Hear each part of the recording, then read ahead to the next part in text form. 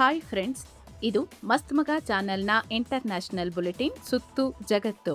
ಸ್ನೇಹಿತರೆ, ಮಿಡಲ್ ಈಸ್ಟ್ನಲ್ಲಿ ಆಗ್ತಿರೋ ಬೆಳವಣಿಗೆಗಳು, ಹಾರ್ಮುಜ್ನಲ್ಲಿನ ಆತಂಕ ಎಲ್ಲದರ ಬಗ್ಗೆ ನೋಡೋಕ್ಕೂ ಮೊದಲು ಭಾರತದ ಸಂಗೀತ ಕ್ಷೇತ್ರಕ್ಕೆ ಆಗಿರೋ ನಷ್ಟದ ಬಗ್ಗೆ ನಿಮಗೆ ಮಾಹಿತಿ ಕೊಟ್ಬಿಡ್ತೀವಿ. ಖ್ಯಾತ ಗಾಯಕಿ, ಹಿಂದಿ ಸಿನಿರಂಗದಲ್ಲಿ ಕ್ವೀನ್ ಆಫ್ ಇಂಡಿ ಪಾಪ್ ಅಂತಲೇ ಫೇಮಸ್ ಆಗಿದ್ದ ಆಶಾ ಭೋಸ್ಲೆ ನಿಧನರಾಗಿದ್ದಾರೆ. ಏಪ್ರಿಲ್ 11ರಂದು ಇವರು ತೀವ್ರ ಬಳಲಿಕೆ ಮತ್ತು ಚೆಸ್ಟ್ ಇನ್ಫೆಕ್ಷನ್ನಿಂದ ಮುಂಬೈನ ಬ್ರೀಚ್ ಕ್ಯಾಂಡಿ ಹಾಸ್ಪಿಟಲ್ಗೆ ಅಡ್ಮಿಟ್ ಆಗಿದ್ರು. ಈಗ 92ನೇ ವಯಸ್ಸಿಗೆ ಕೊನೆಯುಸಿರೆಳೆದಿದ್ದಾರೆ. ಆಶಾ ಭೋಸ್ಲೆಯವರು ಇಡೀ ಭಾರತದ ಸಿನಿಮಾ ಇಂಡಸ್ಟ್ರಿ ಕಂಡಂತಹ ಅಪ್ರತಿಮ ಹಿನ್ನೆಲೆ ಗಾಯಕಿ ಆಗಿದ್ರು. ಭಾರತದ ಅನೇಕ ಭಾಷೆಗಳಲ್ಲಿ, ಅದರಲ್ಲೂ ಹಿಂದಿ ಭಾಷೆಯಲ್ಲಿ ಹೆಚ್ಚು ಹಾಡಿದ್ರು. ಗಾಯಕಿ ಲತಾ ಮಂಗೇಶ್ಕರ್ ಅವರ ಸಹೋದರಿ ಕೂಡ. ಜಸ್ಟ್ 10 ವರ್ಷ ಇರುವಾಗಲೇ ಸಂಗೀತದಲ್ಲಿ ತಮ್ಮ ಕರಿಯರ್ ಶುರು ಮಾಡಿದ್ರು. ಚುರಾ ಲಿಯಾ ಹೇ ತುಮ್ನೆ ಜೋ ದಿಲ್ ಕೋ, ದಮ್ ಮಾರೋ ದಮ್, ಪಿಯಾ ತು ಅಬ್ ತೋ ಆಜಾ ಹೀಗೆ ಅನೇಕ ಹಾಡಿನ ಮೂಲಕ ಹಲವಾರು ಜನರೇಷನ್ಗಳಿಗೆ ಫೇವರಿಟ್ ಸಿಂಗರ್ ಅಂತ ಕರೆಸಿಕೊಂಡಿದ್ರು. ಈಗಿವರ ನಿಧನ ಆಗಿದೆ. ಪ್ರಧಾನಿ ಮೋದಿ ಸೇರಿ ಹಲವಾರು ಗಣ್ಯರು ಸಂತಾಪ ಸೂಚಿಸಿದ್ದಾರೆ. ಇನ್ನು ಗಲ್ಫ್ ಯುದ್ಧದ ಕಡೆ ಬಂದ್ರೆ, ಇಸ್ಲಾಮಾಬಾದ್ನಲ್ಲಿ ಅಮೆರಿಕ ಮತ್ತು ಇರಾನ್ ನಡುವಿನ ಶಾಂತಿ ಮಾತುಕತೆ ಫೇಲ್ ಆಗ್ತಿದ್ದಂತೆ ಅರಬ್ಬಿ ಸಮುದ್ರದಲ್ಲಿ ಹೈಡ್ರಾಮಾ ಶುರುವಾಗಿದೆ. ಭಾನುವಾರ ಬೆಳಿಗ್ಗೆ ಪರ್ಷಿಯನ್ ಗಲ್ಫ್ ಕಡೆಗೆ ಹೋಗ್ತಿದ್ದ 2 ಬೃಹತ್ ಖಾಲಿ ಆಯಿಲ್ ಟ್ಯಾಂಕರ್ಗಳು ಹಾರ್ಮುಜ್ ಪ್ರವೇಶಿಸೋ ಮೊದಲೇ ದಿಢೀರ್ ಯೂಟರ್ನ್ ಹೊಡೆದು ವಾಪಸ್ ಬಂದಿವೆ. ಇರಾನ್ ಕಡೆಗೆ ಹೋಗ್ತಿದ್ದ ಮಾಲ್ಟಾ ಮೂಲದ AGS-1 ಮತ್ತು ಪಾಕಿಸ್ತಾನದ ಶಾಲಾಮಾರ್ ಹಡಗುಗಳು ಇರಾನ್ ದ್ವೀಪದ ಹತ್ತಿರ ಹೋಗಿ ಹಿಂದಕ್ಕೆ ಸರಿದಿವೆ. ಮಾತುಕತೆ ಮುರಿದು ಬಿದ್ದಿರೋದ್ರಿಂದ ಮತ್ತೆ ಯುದ್ಧ ಶುರುವಾಗಬಹುದು, ಸೆಕ್ಯುರಿಟಿ ರಿಸ್ಕ್ ಇರಬಹುದು ಅನ್ನೋ ಭಯದಿಂದ ಈ ಹಡಗುಗಳು ವಾಪಸ್ ಬಂದಿವೆ ಅಂತ ಹೇಳಲಾಗ್ತಿದೆ. ಆದ್ರೆ ಇದೇ ಹಾದಿಲಿ ಹೋಗ್ತಿದ್ದ ಲೈಬೀರಿಯಾ ಮೂಲದ ಮುಂಬಾಸಾ ಬಿ ಅನ್ನೋ 3ನೇ ಹಡಗು ಮಾತ್ರ ಹಾರ್ಮುಜ್ ಕ್ರಾಸ್ ಮಾಡುವಲ್ಲಿ ಯಶಸ್ವಿಯಾಗಿದೆ. ಇದಕ್ಕೆ ಇರಾನ್ ಅನುಮತಿ ಕೊಟ್ಟಿರಬಹುದು ಅಂತ ಮಾಹಿತಿ ಸಿಗ್ತಿದೆ. ಅಮೆರಿಕ ಮತ್ತು ಇರಾನ್ ಯುದ್ಧದಿಂದಾಗಿ ಈ ಸಮುದ್ರ ಮಾರ್ಗ ಆಲ್ಮೋಸ್ಟ್ ಕ್ಲೋಸ್ ಆಗಿತ್ತು. ಈ ದಾರಿಯನ್ನೇ ಓಪನ್ ಮಾಡೋ ಬಗ್ಗೆ ಇಸ್ಲಾಮಾಬಾದ್ನಲ್ಲಿ ಚರ್ಚೆ ನಡೆದಿತ್ತು. ಆದ್ರೆ ಒಪ್ಪಂದ ಫೇಲ್ ಆದ ಕಾರಣ ಹಡಗುಗಳಿಗೆ ಭಯ ಶುರುವಾಗಿದೆ. ಇನ್ನು ಈ ಮಾತುಕತೆ ಫೇಲ್ ಆಗಿರೋ ಬಗ್ಗೆ ಇಸ್ರೇಲ್ PM ನೆತನ್ಯಾಹು ರಿಯಾಕ್ಟ್ ಮಾಡಿದ್ದಾರೆ. ನಮ್ಮ ಆಪರೇಷನ್ ಇನ್ನೂ ಮುಗಿದಿಲ್ಲ ಅಂದಿದ್ದಾರೆ. ಇರಾನ್ ನಮ್ಮನ್ನ ಸುತ್ತುವರಿದು ಮುಗಿಸಬೇಕು ಅಂತ ಪ್ಲಾನ್ ಮಾಡಿತ್ತು. ಗಾಜಾದಲ್ಲಿ ಹಮಾಸ್, ಯೆಮೆನ್ನಲ್ಲಿ ಹೌತಿ, ಸಿರಿಯಾದಲ್ಲಿ ಅಸಾದ್ ರಿಜೀಮ್, ಲೆಬನಾನ್ನಲ್ಲಿ ಹೆಜ್ಬೊಲ್ಲಾ, ಇರಾಕ್ನಲ್ಲಿ ಇಸ್ಲಾಮಿಕ್ ಗುಂಪುಗಳನ್ನ ಇಟ್ಕೊಂಡು ನಮ್ಮನ್ನ ಉಸಿರುಗಟ್ಟಿಸಲು ಪ್ರಯತ್ನಿಸಿತ್ತು. ಆದರೆ ಈಗ ನಾವೇ ಇರಾನ್ ಅನ್ನ ಉಸಿರುಗಟ್ಟುವಂತೆ ಮಾಡಿದ್ದೇವೆ. ಒಂದ್ ಕಾಲದಲ್ಲಿ ನಮ್ಮನ್ನ ನಾಶ ಮಾಡ್ತೀವಿ ಅಂತ ಬೆದರಿಸ್ತಿದ್ದ ಇರಾನ್ ಇವತ್ತು ತಾನೇ ಬದುಕಿ ಉಳಿಯೋಕೆ ಹೋರಾಟ ನಡೆಸ್ತಿದೆ ಅಂದಿದ್ದಾರೆ. ಅಲ್ಲದೆ ಈ ಕ್ಯಾಂಪೇನ್ ಇಲ್ಲಿಗೆ ಮುಗಿದಿಲ್ಲ. ನಾವು ಈಗಾಗಲೇ ಐತಿಹಾಸಿಕ ಜಯ ಸಾಧಿಸಿದ್ದೇವೆ. ಇರಾನ್ನ ಅಣ್ವಸ್ತ್ರ ಮತ್ತು ಬ್ಯಾಲಿಸ್ಟಿಕ್ ಮಿಸೈಲ್ ಪ್ರೋಗ್ರಾಂಗಳನ್ನ ಪೂರ್ತಿಯಾಗಿ ಧೂಳಿಪಟ ಮಾಡಿದ್ದೇವೆ ಅಂದಿದ್ದಾರೆ. ಇತ್ತ ಇರಾನ್ ಇಂಟ್ರೆಸ್ಟಿಂಗ್ ಹೇಳಿಕೆ ಕೊಟ್ಟಿದೆ. ರಾಜತಾಂತ್ರಿಕತೆ ಅನ್ನೋದು ಯಾವತ್ತಿಗೂ ಅಂತ್ಯವಾಗಲ್ಲ. ನಮ್ಮ ದೇಶದ ರಾಷ್ಟ್ರೀಯ ಹಿತಾಸಕ್ತಿಯನ್ನ ಕಾಪಾಡಿಕೊಳ್ಳೋಕೆ ರಾಜತಾಂತ್ರಿಕತೆ ನಮ್ಮ ಕೈಯಲ್ಲಿರೋ ಪ್ರಬಲ ಅಸ್ತ್ರ ಅಂತ ಇರಾನ್ ವಿದೇಶಾಂಗ ವಕ್ತಾರ ಬಘಾಯಿ ಸ್ಪಷ್ಟಪಡಿಸಿದ್ದಾರೆ. ಅಲ್ಲದೆ ಅಮೆರಿಕ ಜೊತೆಗಿನ ಡೀಲ್ ಸದ್ಯಕ್ಕೆ ಮುರಿದು ಬಿದ್ದಿರಬಹುದು, ಆದ್ರೆ ಪಾಕಿಸ್ತಾನ ಹಾಗೂ ನಮ್ಮ ನೆರೆಹೊರೆಯ ಮಿತ್ರ ರಾಷ್ಟ್ರಗಳ ಜೊತೆಗಿನ ಸಮಾಲೋಚನೆ ಹೀಗೆ ನಿರಂತರವಾಗಿ ಮುಂದುವರಿಯುತ್ತೆ ಅಂತ ಹೇಳಿದ್ದಾರೆ. ಇನ್ನು ಸ್ನೇಹಿತರೆ, ಶಾಂತ ಮತ್ತು ಸುಂದರ ದೇಶ ಭೂತಾನ್ಗೆ ಭೇಟಿ ನೀಡಬೇಕಾ? ಹಾಗಾದ್ರೆ ಬರೋ ಮೇ 21ಕ್ಕೆ 7 ಸನ್ಸ್ ಟೂರಿಸಂನವರು ಟ್ರಿಪ್ ಕರ್ಕೊಂಡು ಹೋಗ್ತಿದ್ದಾರೆ. 66,500 ರೂಪಾಯಿಗೆ ಕಂಪ್ಲೀಟ್ ಪ್ಯಾಕೇಜ್ ಇದೆ. ಹಿರಿಯ ನಾಗರಿಕರಿಗೆ ವಿಶೇಷ ಕೇರ್ ಕೂಡ ಇರುತ್ತೆ. ಕೆಲವೇ ಸೀಟ್ಗಳು ಬಾಕಿ ಇವೆ. ಆಸಕ್ತರು ತಕ್ಷಣ ಸ್ಕ್ರೀನ್ ಮೇಲಿರೋ ನಂಬರ್ಗೆ ಕರೆ ಮಾಡಿ ಬುಕ್ ಮಾಡಿ. ಇನ್ನು ಪಾಕಿಸ್ತಾನದಲ್ಲಿ ಶಾಂತಿ ಮಾತುಕತೆ ಆಗೋ ವೇಳೆ ಲೆಬನಾನ್ನಲ್ಲಿ ಇಸ್ರೇಲ್ ತನ್ನ ದಾಳಿನ ಸ್ವಲ್ಪ ಕಡಿಮೆ ಮಾಡಿತ್ತು. ಇದರಿಂದ ಬೈರೂತ್ ಸ್ವಲ್ಪ ಶಾಂತವಾಗಿತ್ತು. ಆದ್ರೆ ಈಗ ಮತ್ತೆ ಇಸ್ರೇಲ್ ತನ್ನ ದಾಳಿಯನ್ನ ತೀವ್ರಗೊಳಿಸಿದೆ. ದಕ್ಷಿಣ ಲೆಬನಾನ್ನಾದ್ಯಂತ ಭಾರೀ ಏರ್ ಸ್ಟ್ರೈಕ್ ಮಾಡಿದೆ. ಇದರಲ್ಲಿ ಒಂದೇ ಸಲ 13 ಮಂದಿ ಸಾವನ್ನಪ್ಪಿದ್ದಾರೆ. ಅಲ್ಲಿ ಗಾಯಗೊಂಡವರಿಗೆ ಸಹಾಯ ಮಾಡೋಕೆ ಬಂದ ಮೆಡಿಕಲ್ ಸಿಬ್ಬಂದಿ ಮೇಲೂ ದಾಳಿಯಾಗಿ ಅವರು ಮೃತಪಟ್ಟಿದ್ದಾರೆ ಅಂತ ಆರೋಪ ಕೇಳಿಬಂದಿದೆ. ಅಷ್ಟೇ ಅಲ್ಲದೆ ಇಸ್ರೇಲ್ ದಾಳಿ ವೇಳೆ ವೈಟ್ ಫಾಸ್ಫರಸ್ ಅನ್ನೋ ನಿಷೇಧಿತ ಕೆಮಿಕಲ್ಸ್ ಅನ್ನ ಕೂಡ ಬಳಸಿದೆ ಅಂತ ಮಾನವ ಹಕ್ಕುಗಳ ಸಂಸ್ಥೆಗಳು ಹೇಳಿವೆ. ಈ ವೈಟ್ ಫಾಸ್ಫರಸ್ ಬಳಸಿದ್ರೆ ಜನರಿಗೆ ಸುಟ್ಟು ಗಾಯಗಳಾಗ್ತವೆ, ಚಿಕಿತ್ಸೆ ಕೊಡೋಕ್ಕೂ ಕಷ್ಟ. ಈಗ ಅದನ್ನೇ ಇಸ್ರೇಲ್ ಬಳಸಿದೆ. ಅಷ್ಟೇ ಅಲ್ಲ, ಇಸ್ರೇಲ್ ದಕ್ಷಿಣ ಲೆಬನಾನ್ನಲ್ಲಿ ಹಳ್ಳಿಗಳನ್ನೇ ಧೂಳಿಪಟ ಮಾಡ್ತಿವೆ ಅಂತ ಅಲ್ಲಿನ ಮಾಧ್ಯಮಗಳು ವರದಿ ಮಾಡಿವೆ. ಒಂದು ಊರನ್ನ ಒಂದೇ ಸಲ ಗುರಿ ಮಾಡಿಕೊಂಡು ಪುಡಿ ಮಾಡಿ ಮುಂದಕ್ಕೆ ಹೋಗ್ತಿದ್ದಾರೆ ಅಂತ ರಿಪೋರ್ಟ್ಗಳು ಬರ್ತಿವೆ. ಆ ಕಡೆ ಹೆಜ್ಬೊಲ್ಲಾಗಳು ಇಸ್ರೇಲ್ನಲ್ಲಿ ಹಾವಳಿ ಇಟ್ಟಿದ್ದಾರೆ. ಇಸ್ರೇಲ್ನ ಗೆಲಿಲಿ ಪ್ರದೇಶವನ್ನ ಗುರಿಯಾಗಿಸಿ ದಾಳಿ ಮಾಡಿದ್ದಾರೆ. ಇಸ್ರೇಲ್ ಮತ್ತು ಅಮೆರಿಕ ನಮ್ಮ ದೇಶ ಮತ್ತು ಜನರ ಮೇಲೆ ದಾಳಿ ಮಾಡೋದನ್ನ ನಿಲ್ಲಿಸೋವರೆಗೂ ನಮ್ಮ ಪ್ರತಿಕ್ರಿಯೆ ಮುಂದುವರಿಯುತ್ತೆ ಅಂತ ಹೆಜ್ಬೊಲ್ಲಾಗಳು ಎಚ್ಚರಿಕೆ ನೀಡಿದ್ದಾರೆ. ಇತ್ತ ಲೆಬನಾನ್ ಕಡೆಯಿಂದ ಹಾರಿ ಬಂದ ಡ್ರೋನ್ಗಳನ್ನ ಇಂಟರ್ಸೆಪ್ಟ್ ಮಾಡಿದ್ದೀವಿ ಅಂತ ಇಸ್ರೇಲ್ ಸೇನೆ ಹೇಳ್ಕೊಂಡಿದೆ. ಇನ್ನು ಇರಾನ್ ಕದನ ವಿರಾಮ ಮುರಿದು ಬಿದ್ದ ಪರಿಣಾಮ ಲೆಬನಾನ್ ಇಸ್ರೇಲ್ ಕದನ ವಿರಾಮದ ಮಾತುಕತೆ ಕೂಡ ಮುಂದೂಡಿಕೆಯಾಗಿದೆ. ಏಪ್ರಿಲ್ 14ರಂದು ಅಮೆರಿಕದಲ್ಲಿ ಈ ಮಾತುಕತೆ ನಡೆಯಬೇಕಿತ್ತು. ಈಗ ಲೆಬನಾನ್ ಪ್ರಧಾನಿ ಇದನ್ನ ಮುಂದೂಡಿದ್ದಾರೆ. ನಮ್ಮ ದೇಶದೊಳಗೆ ಕೆಲ ಆಂತರಿಕ ಸಮಸ್ಯೆಗಳಿವೆ. ಸದ್ಯ ಮೊದಲು ಅದರ ಮೇಲೆ ಫೋಕಸ್ ಮಾಡಬೇಕು. ಹೀಗಾಗಿ ಅಮೆರಿಕ ಮತ್ತು ವಿಶ್ವಸಂಸ್ಥೆಗೆ ನನ್ನ ಭೇಟಿಯನ್ನ ಮುಂದೂಡಿದ್ದೇನೆ ಅಂತ ಲೆಬನಾನ್ ಪಿಎಂ ಹೇಳಿದ್ದಾರೆ. ಅಂದಹಾಗೆ ಲೆಬನಾನ್ ಮತ್ತು ಇಸ್ರೇಲ್ ಮಾತುಕತೆ ನಡೆಸೋಕೆ ಅಮೆರಿಕಕ್ಕೆ ಹೋಗ್ತೀವಿ ಅಂತ ಒಪ್ಪಿಕೊಂಡ ಬೆನ್ನಲ್ಲೇ ಇರಾನ್ನ ಸುಪ್ರೀಂ ಲೀಡರ್ ಅಡ್ವೈಸರ್ ದೊಡ್ಡ ಎಚ್ಚರಿಕೆ ನೀಡಿದ್ರು. ಮಾತುಕತೆ ವೇಳೆ ನಮ್ಮ ಹೆಜ್ಬೊಲ್ಲಾಗಳನ್ನ ಎಲ್ಲಾದ್ರೂ ಸೈಡ್ಲೈನ್ ಮಾಡಿದ್ರೆ ಲೆಬನಾನ್ ಯಾವತ್ತೂ ಸರಿಪಡಿಸಲಾಗದ ಭದ್ರತಾ ಅಪಾಯಗಳನ್ನ ಫೇಸ್ ಮಾಡಬೇಕಾಗತ್ತೆ ಅಂತ ಹೇಳಿದ್ರು. ಅದರ ಬೆನ್ನಲ್ಲೇ ಲೆಬನಾನ್ ಪಿಎಂ ಸದ್ಯಕ್ಕೆ ಮಾತುಕತೆಗೆ ಬರಲ್ಲ ಅಂದಿದ್ದಾರೆ. ಇನ್ನೊಂದ್ ಕಡೆ ಇಸ್ರೇಲ್ ಜೊತೆ ನೇರ ಸಂಘರ್ಷ ಮಾಡ್ತಿರೋ ಹೆಜ್ಬೊಲ್ಲಾಗಳು ಕೂಡ ಇಸ್ರೇಲ್ ಜೊತೆ ನೇರ ಮಾತುಕತೆ ನಡೆಸೋಕೆ ಒಪ್ತಿಲ್ಲ, ಕಂಪ್ಲೀಟ್ ಆಗಿ ವಿರೋಧ ಮಾಡಿದ್ದಾರೆ ಎನ್ನಲಾಗ್ತಿದೆ. ಹೀಗಾಗಿ ಲೆಬನಾನ್ ಸಮಸ್ಯೆ ಅಡ್ಡಕತ್ತರಿಯಲ್ಲಿ ಸಿಕ್ಕಾಕೊಂಡಿದೆ.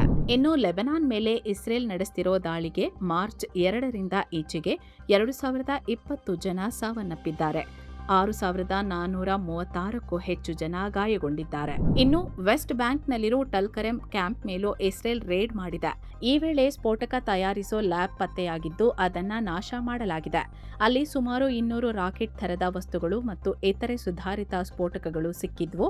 ಹಾಗೆ 50 ಕೆಜಿ ಸ್ಫೋಟಕಕ್ಕೆ ಬೇಕಾದ ಮೆಟೀರಿಯಲ್ಗಳು ಪತ್ತೆಯಾಗಿದ್ವು. ಗುಪ್ತಚರ ಮಾಹಿತಿ ಮೇರೆಗೆ ಈ ರೇಡ್ ಮಾಡಲಾಯಿತು ಅಂತ ಇಸ್ರೇಲ್ ಸೇನೆ ತಿಳಿಸಿದೆ. ಇನ್ನು ಈ ಯುದ್ಧದ ಟೆನ್ಷನ್ ಮಧ್ಯೆ ಇರಾಕ್ನಲ್ಲಿ ದೊಡ್ಡ ರಾಜಕೀಯ ಬೆಳವಣಿಗೆ ಆಗಿದೆ. ಇರಾಕ್ನ ಹೊಸ ಅಧ್ಯಕ್ಷರಾಗಿ ಕುರ್ದಿಶ್ ನಾಯಕ ನಿಜಾರ್ ಅಮೇದಿ ಆಯ್ಕೆಯಾಗಿದ್ದಾರೆ. ಇರಾಕ್ ಸಂಸತ್ನಲ್ಲಿ ಅಧ್ಯಕ್ಷರ ಆಯ್ಕೆಗೆ ವೋಟಿಂಗ್ ನಡೆದಿತ್ತು. ಇದರಲ್ಲಿ 227 ವೋಟ್ಗಳನ್ನ ಪಡೆದು ನಿಜಾರ್ ಜಯಗಳಿಸಿದ್ದಾರೆ. ಇವರ ಪ್ರತಿಸ್ಪರ್ಧಿ ಮುತ್ತನ್ನ ಅಮೀನ್ ನಾದರ್ ಕೇವಲ 15 ವೋಟ್ಗಳನ್ನ ಪಡೆದು ಹೀನಾಯ ಸೋಲು ಕಂಡಿದ್ದಾರೆ.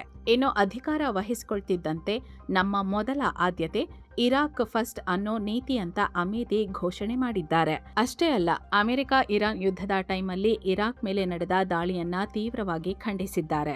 ಅಂದ್ಹಾಗೆ 2003ರಲ್ಲಿ ಸದ್ದಾಂ ಹುಸೇನ್ ಅಧಿಕಾರದಿಂದ ಪತಚ್ಯುತಗೊಂಡ ಬಳಿಕ ಇವರು ಇರಾಕ್ನ 6ನೇ ಅಧ್ಯಕ್ಷರಾಗಿದ್ದಾರೆ. ಇನ್ನು ಇರಾಕ್ ನಿಯಮದ ಪ್ರಕಾರ ಪ್ರಧಾನಿ ಶಿಯಾ ಮುಸ್ಲಿಂ, ಸ್ಪೀಕರ್ ಸುನ್ನಿ ಹಾಗೂ ಅಧ್ಯಕ್ಷರು ಕುರ್ದಿಶ್ ಆಗಿರಬೇಕು. ಈಗ ಅಧ್ಯಕ್ಷರ ಆಯ್ಕೆ ಮುಗಿದಿದ್ದು ಮುಂದಿನ 15 ದಿನಗಳಲ್ಲಿ ಹೊಸ ಪ್ರಧಾನಿ ನೇಮಕ ಆಗಬೇಕಿದೆ.